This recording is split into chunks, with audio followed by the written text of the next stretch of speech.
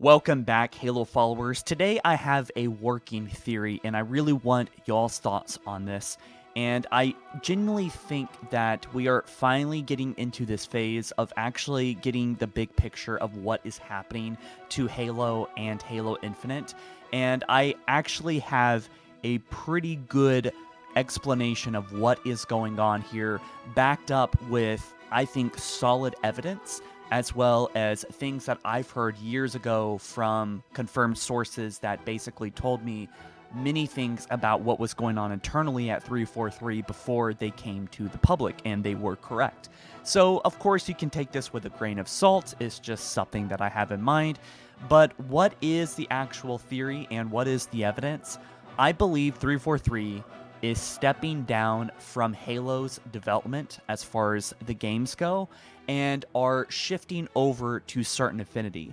This makes a lot of sense to me because Microsoft let off a lot of contractors, a lot of jobs, as well as pretty much all the new job listings popping up for 343 are more of like manager jobs and like post production and post things like this, like management, technical release manager, creative producer jobs, scrum master. All of these things paint a picture that 343 is going to be somewhat like at the helm of it, kind of like a manager for the Halo series, but no longer developing the Halo games.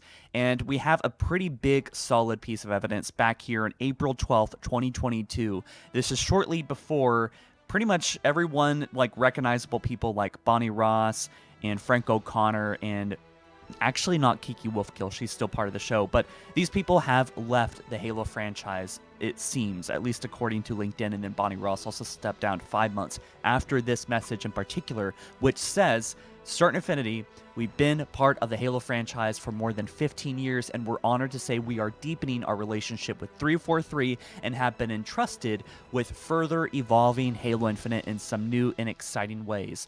Join us on the journey. And so they have a link to their careers page, and I looked at this and I realized that there were no job openings really. They have a senior material artist and a senior lead environment artist, which makes me think, because it looks like potentially the new Halo game is being developed in Austin, Texas. I could be wrong about this. And I could actually be wrong about this entire thing. But it looks like Certain Affinity is probably the very best next company to make a Halo game. So from what my source told me a couple of years ago back during 2020 and 2021 was that if 343 was to fail with Halo Infinite, then a lot of the company or 343 would just be axed and they would move over to Certain Affinity. Now, Certain Affinity is not owned by Microsoft. They are a third-party company. I think that they are independent. I'm not quite sure if they have a publisher or not, but they are not a part of the Microsoft family, although they might as well be, because they have been with Bungie working on Halo 2 Blastacular map. They helped contribute development of Halo Waypoint. They basically pick up all the extra work that Bungie and 343 has needed to be helped out with for the past, 15 years.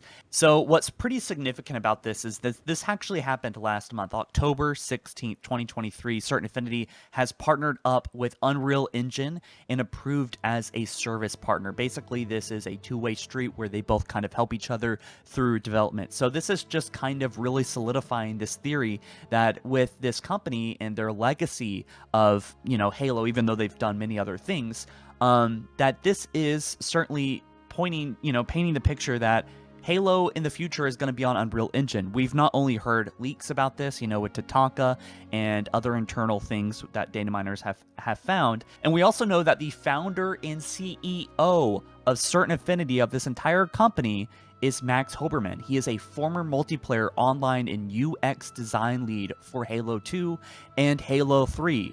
And also Max Hoberman said this, Halo 2, the fear at Bungie and within Microsoft was at large when I decided to ditch the games browser and only support matchmaking was plausible. And so he talked about this in detail and went into detail about how, start with big ambition, then work my ass off to mitigate the risk and tilt the odds of success maximally in my favor. And so yeah, he talked about this ranking post-game lobby and all why these things are important. He also went into, of course, skill-based matchmaking, and I think pretty much this has made rounds in the Halo community, but also just like in gaming in general, because skill-based matchmaking is just so over-engineered at this point. If this person is truly actually working on the future of Halo, bringing back skill-based matchmaking, bringing back post-game lobbies, obviously this is a person that really like pioneered those things, at least for Halo, right, and just pushed these things forward, and is their skill base, their skill set here.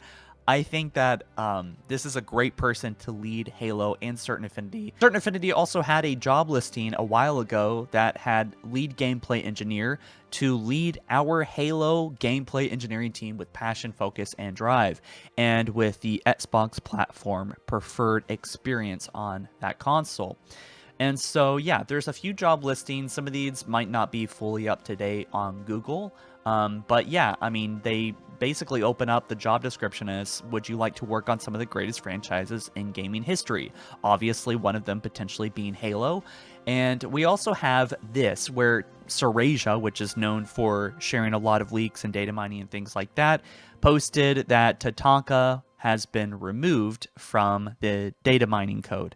Now, since then, this is been officially dead. I might reach out for an update on what's going on here. Why would he delete that post? Probably he was wrong, but maybe this is because Certain Affinity has decided to work on a completely new engine for Halo, aka Unreal Engine. Based on the evidence that we see, they are getting much more involved with that engine, and that might actually be the future of Halo. This could actually be wrong because, since then Serasia just deleted it, and 343 is working on the code, so it could swing either way. Whether Certain Affinity is taking over Slipspace or Unreal is a little bit unclear, as there's evidence supporting both of these things to be the case. And not to mention this quote too, because this one's pretty relevant. We've been part of the Halo franchise for more than 15 years, and we're honored to say we are deepening our relationship with 343 and have been entrusted with further evolving Halo Infinite in some new and exciting ways. There is significant evidence that 343 is both trying to fix Slipspace engine, such as their recent announcement a few weeks ago that they are reworking the network code from the bottom up. So they are going in there, ripping out the spaghetti code that was created by contractors that no longer are there to help debug, and are starting from scratch. Hopefully employees that are rewarded for staying with the company and can help manage advanced technical aspects of the network code and other parts of the gaming engine code. And with this also being said, I think that it's really important to look at that word entrusted with further evolving Halo Infinite. And so that could potentially be new DLC.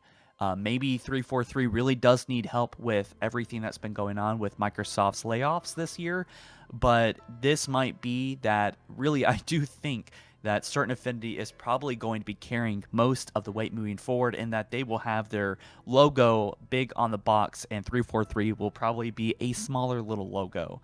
I can't imagine, with all the bad feelings about 343, that moving forward with their title up on top on everything moving forward is going to be really, make people feel like it's going to be a great experience based on everything that's happened with Halo MCC, Halo 5, and Halo Infinite. People are tired and they want to see a fresh take on Halo, and some of these guys, Certain Affinity, like, it's being led by someone that really did help influence Halo from the beginning, right?